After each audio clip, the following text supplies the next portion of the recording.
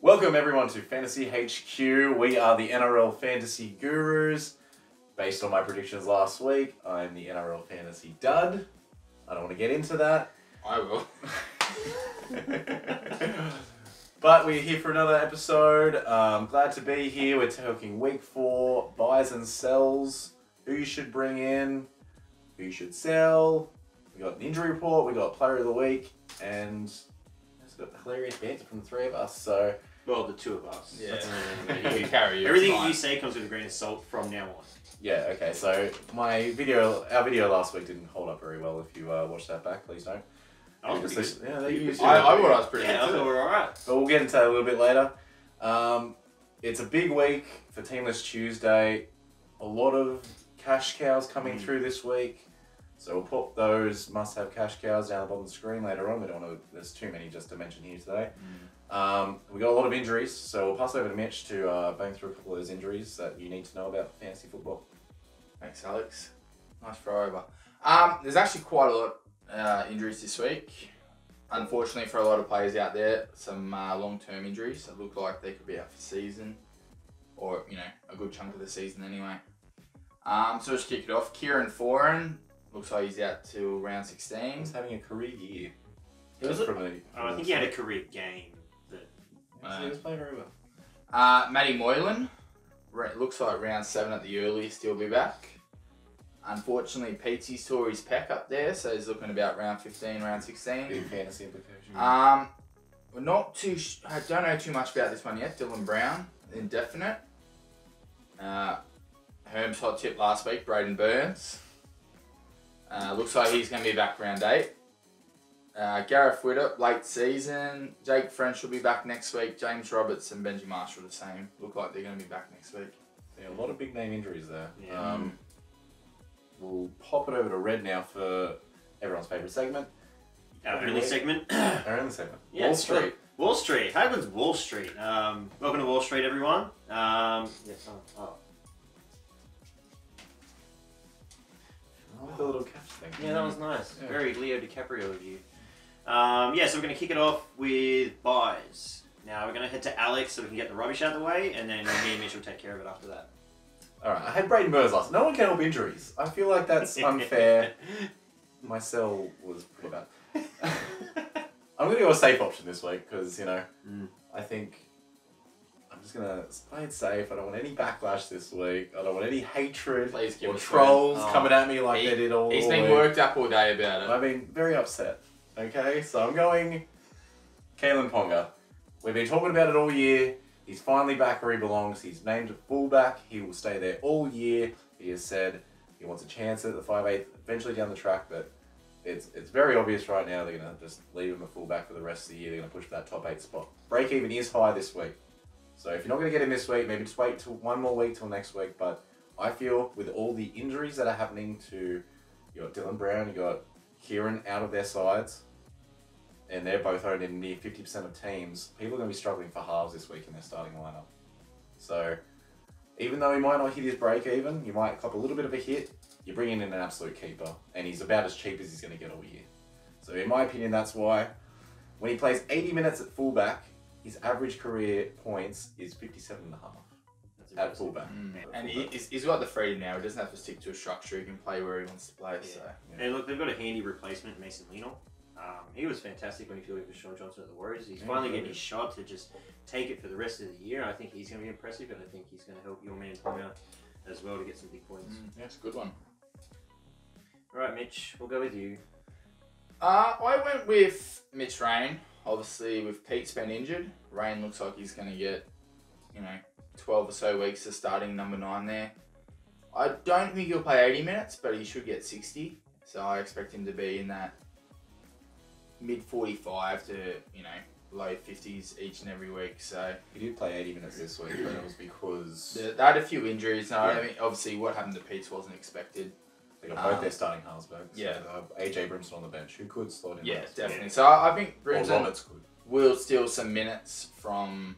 Either way, I think you'll have some minutes stolen from him. He won't play the 80, but I think you'll get enough work and points out of him to make it worthwhile. Plus they got the round 12 bye round Yeah, Start they're looking to that playing now. first, too, yeah. so they're playing first as well. So Start looking at that point. stuff now.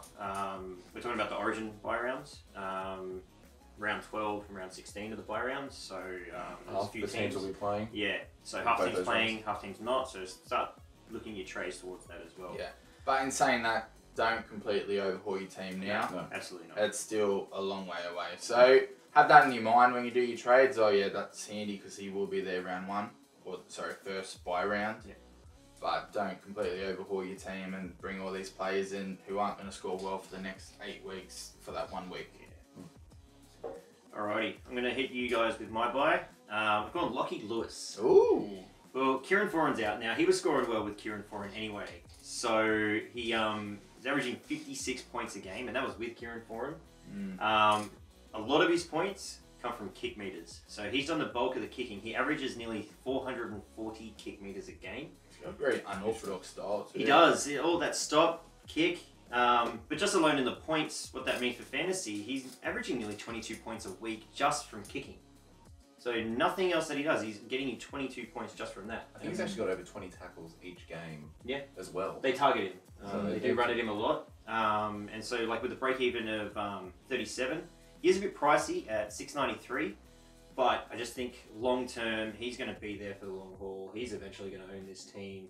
And they've given him the reins now to just go hell for leather. And he did it well at the end of last year as well. So I think They actually look quite good in it last year, the Dogs. They finished quite strong. Sells, Herms, we're skipping you.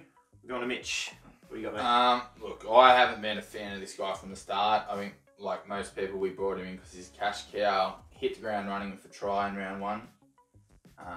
Kieran from the Warriors, look, he only probably had another week in my team anyway. I don't... From what I saw, I wasn't impressed with him, to be honest. And, yeah, neither the Warriors, so he's out. I actually thought they would go to Peter Harris. I thought that when I said it at the start. I'm glad they have now because I think he's going to electrify that team. He has that Warriors style of play that really sparks them up. And I think he was a better option from the start. So definitely get him out. If you wanted just a quick sub, Tavita Harris is your guy as well. Maybe a little bit of money on that too. Yeah. He's actually like a decent price to bring someone else in. His break even is, I think, 10 or something. It was struggling to hit 10, so... And so even if he does win that position back, I don't think he'll make too much more money if he comes back anyway. So just sell him off now. All right, Holmes, who you selling? Yeah, this week, I actually personally don't have him in my team, but for those people who still do, Dylan Edwards, get rid of him. He has been terrible this year, so have Penrith Panthers in general. So I think if you still have him in your team, he's still enough money there to bring someone in like, I don't know, Rain or anyone else. He's still worth that bit of money so you can bring in a decent mid-range player. From what we're hearing, Penrith aren't too happy with him, so his time inside in general might be up. Yeah. So, which is the word coming out? Yeah, that's the word. It's kind of, I guess, make or break for him this week. Yeah, from what we're hearing, Dallin, Martinez, Lesniak might be there next week. So, but then again, he might hit the ground running, pick it all up. So. Could be on borrowed time, but yeah, he's at the moment he's looking like an absolute sell. I'm gonna hit you guys with my sell. I'm going with Joey Manu. He's in 10% of just under 10% of the teams. He's still in that many. Yeah, he's in quite a lot of teams. Surprisingly, with how many Latrell's in, I think everybody's expected the Roosters to just continue the form they had last year, and they've kind of been there, kind of not. He's got a break even of 42. He still costs 438,000. There's still enough money to sell for some of the cash cows that are coming in, some of the mid-range guys who are on the way up. Like the core is still around that same Yeah, price. If like- you don't have him, like if you You got him have in the to have him. centers and you got him, like you just got to get rid of him. He's only averaging 26 points. Oh, you want to make a bit of money? Jerry from the Sharks. I saw you in a couple of weeks. Yeah. so cash cow center. Right, and he scored no tries, no try assists, and he's only averaging 88 meters per game. Like that, those are horrible numbers. If you've got him in your team, get rid of him. Absolutely get rid of him. Shocked that he's in that many teams. Yeah, it was crazy. So we're going to do buyer bewares. I'm going to double up. Let's get these guys. And I'm going to double up on the Roosters. I'm going to say buyer beware on Victor Radley. He's starting hooker this week.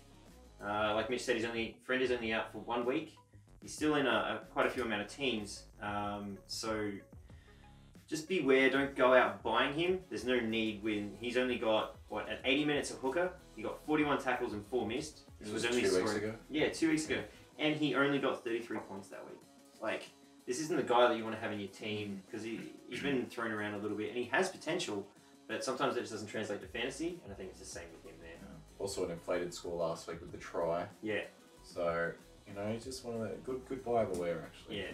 Alrighty, Mitch. Who you got for the buy beware? Mine's a bit of a, I guess you say a fantasy classic, Bryce Cartwright.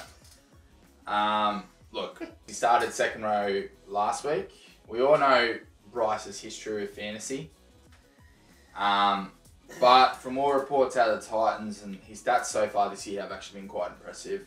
But for his one game starting, 52 points, 4 offloads, only missed 2 tackles last week. He can tackle? He can tackle, and he was going up against Semi Burgess, no easy feat. That's true. And he just a tick under 100 metres. You know, 52 points for someone that cheap, 80 minutes, you can't complain about that. So if he's putting up those numbers every week, he's a definite. But obviously with his history and his track record, That's what makes him reliable. But he is a nice price. He's got a low break even. He didn't even break a tackle last week. No. And he got those points. Yeah. Yes, but definitely don't trust him. Alright. Herms. Who you got for us, mate? Buy beware. Reece Martin. Now, Reece? Really? great fantasy player. He only scored 44 points last week. His break even's still 60. It's high. He's very high price. He only had 105 meters, 4 missed tackles. He's still kicking goals, which is the positive to him. I thought at quite a rate too. Oh, it was spot on last week. But I think just with the Bulldogs sort of job security at the moment, I don't know if their one win translate to him keeping that job. I don't trust Dean Payne his reshuffling of his side. I think he's a bit of a hole. Buy beware, especially when you got players like Bateman scoring 90 last week for a cheaper price and playing in the same position. Yeah. Yes, Mitch, we know you brought in Bateman weeks ago. And Didn't say nothing, mate. Just drinking my beer. Just a victory sip. So yeah, there's just better options out there. I think you just hold off on Reece Martin for now. If he gets consistent 80 minutes like he did last week and holds that spot down, definitely down the track, bring him in. But for now, hold off. I think a week or two you could definitely be a great bring in. We know what he did last year. He didn't miss a kick last week, and he was before he even took a kick. He was 36 for 38 for his career. Yeah, So unreal. It's impressive. That's hasn't. But then, how many tries will Bulldogs be scoring this year as well? Oh, mate, with Big Puppy out there, bagging the try assist, anything's possible. Wow. Another I'll be one a big about fella. great cash cow bringing mentions. Oh god. Okay, so we had a little bit of a vote for either hold the phone or pump the brakes last week. I was very hold the phone. Mitch was pump the brakes. Ladies and gentlemen, welcome to the segment known as Pump the Brakes. You guys decide. We'll let this is because of you, by the way. So we're gonna let Mitch start so we can finish that dance straight away. Mitch, who's your pump the brakes, mate? You know what? Great segment. Love this part of it. So we're going to kick it off with a bang. My pump the brakes at the moment is Jai Arrow. Your guy. Jai. My guy, Your Jai. guy. His scores have been a bit inconsistent, and first week 46, you'd say not bad. Second week 81, loved it. Hit the ground running. Last Inhuman stats last week. 29, and he looked a bit lame last week. Like he might have been carrying a bit of an injury. He just didn't look like he wanted to be involved last week. But yeah, if obviously he's putting up numbers like that, he's getting him out of your team. But I'd say another week or two, see what he's doing, see how the Titans are going to work now. Yes. Well, with the way he was trying to tackle people last week, he was out there throwing handbags. Like, for God's sakes. I think he missed 8 tackles He missed last so week. many tackles. He was disgusting. Like it was like he was the previous week he was trying to take on the team by himself, and he tried and he absolutely failed in this respect. And in fantasy, that's one thing you can't have. Your forwards missing that many tackles in a game. It's so detrimental. Base stats are so important. It's usually safe for Carter, right? All right, Herms, pump the brakes for us, mate. Okay, I banged on about it after week 1. Matt Gillett, the best a man can get, as you would say. So I brought him in week 2. I've suffered through 2 weeks of terrible points from him. I didn't get that great 61 point at the start of the year. So, you know what? He's already 4th most sells this week in NRL Fantasy. People are getting him out, and I can see why. But I'm going a bit crazy here. I'm saying hold him. He's moved back to second row. His position, he'll probably lose a bit of the tackle count, even though that hasn't been that great. But he'll be playing 80 minutes again, in my opinion. I think he will be. And he's going back to his strengths, which, for years he's been known as that. He hits the line. He hits the line hard. He gets the tries. He'll be running off a half again. He'll be running at halves again. And he'll be running at halves again. And, I just think I'm going to give him another chance. He was a dead set sell for me until he was named in second row. Can we make a deal, though? If he does bomb again, we don't have to listen to you whinge about it again. And you've been known to be a bit of a curse, and I've got him. So can you sell him so that he goes back to scoring really good points? That would be fantastic. After last week's performance in this whole segment. Yeah, I feel like I probably should. But yes, I think he's just a pump the brakes, Matt Gillett. Alright. Okay, fair enough. Fair enough. I am going to hit you with my pump the brakes. God, I wish I would hold the phone. But pump the brakes, Reed Marnie. Now, there's been a lot of hate on him. He's had some pretty subpar scores. But Parramatta's not carrying a hooker on the bench this week. They're looking like very forward strong. Potentially 80 minutes for this man. Now, there is the chance that Matt McKilrick might come in. He's on the extended bench, so probably wait for a bit of late mail, maybe an hour before the game when the teams are finally announced. But for the guy whose break-even's only 35 and he's averaging 45, give the man a chance. One more chance. Yeah. You're going to at least get this week to see how it plays out and still make a little bit of money with a half-decent score. I can't imagine he's anybody's actual hooker. He's got to be sitting on your bench, and that's still pretty good points for a bench player. Yeah. So I'd stick with that. Like, I know he's been getting tries, but I'd definitely just stick with him for one more week. Give him that chance. Definitely. Cool. Yeah. All right, gentlemen. So that's it for Wall Street for this week. Mitch, quick player of the week. Already mentioned him before, but yeah. Do you want to talk about him? I'm sick of beating this guy's drum. I'm sick of hearing about him. Who is it, Mitch? Player of the week. The NRL Fantasy Guru player of the week is... my boy Bateman. No. So good. I don't... We'll quickly bust through his stats. Why not? 1 offload, 2 line breaks, 9 tackle breaks, 41 tackles, 185 run meters, netting him a total result of 89 points. That wasn't on his notepad, by the way. That was tattooed on his arm. Sorry, man. Another one. So an absolute cracker from Bateman.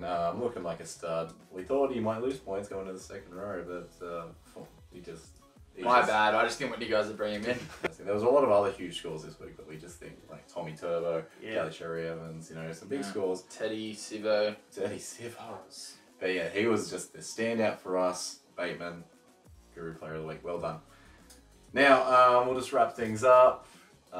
Obviously, if there's still viewers after my performance last week, thank you for coming back. Thank you for watching us. If anything, hopefully you get a good laugh out of us.